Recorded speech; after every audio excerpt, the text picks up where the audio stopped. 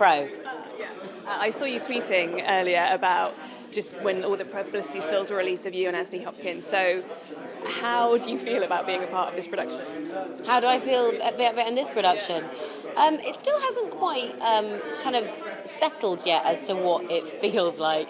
I just was in a room chatting to all my heroes yet again, and it still hasn't quite.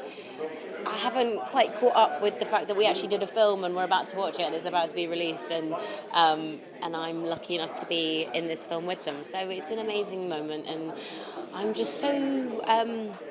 And you can say this over and over and over again in someone's career, but I'm just so grateful, I suppose. Like these people that I'm in this film with, there's some proper things going on, and I've watched them in so many films and so many plays and so many productions that it's crazy surreal that I'm here today, and I actually shared the screen with them. So I'm recording everything mentally in my head and making sure that I remember it all. When you were filming and working with them, were you properly taking notes, whether mentally or not, about what they did? Yeah, that was one of the notes about when I got the job. My mum was like, don't talk, just listen, sit and absorb. And I was like, I won't talk, I'll absorb, I'll listen. And then of course I'm in the room with them on the first day of rehearsals and everyone's in there and I'm like, there's so many things I want to say right now. And then I couldn't do it any longer. I just had to start gassing and chatting. But yeah, I learnt a lot, and not just learning a lot from acting, just from being and humans and how we grow and how wonderful it was to meet everyone that I've adored since the age of. And actually all of them are really, really beautiful people. That was a really amazing thing, working and living around Emma and Emily for 2 weeks of rehearsal and then the shoot, and just actually absorbing these fantastic women during a time that was so crucial towards women in the industry.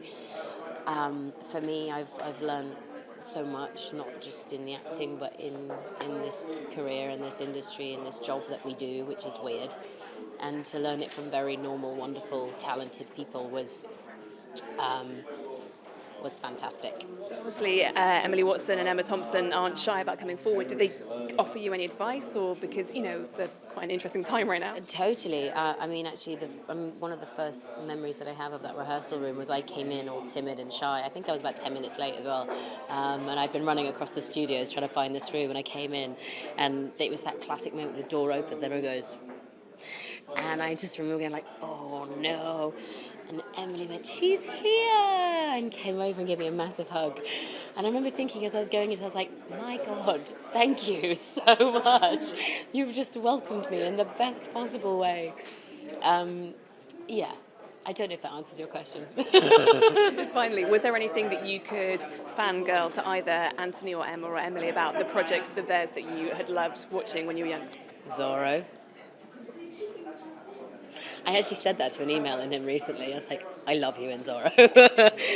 Zorro, Nanny McPhee, come on. No, and this is all joking aside because I've honestly treasured their work for years.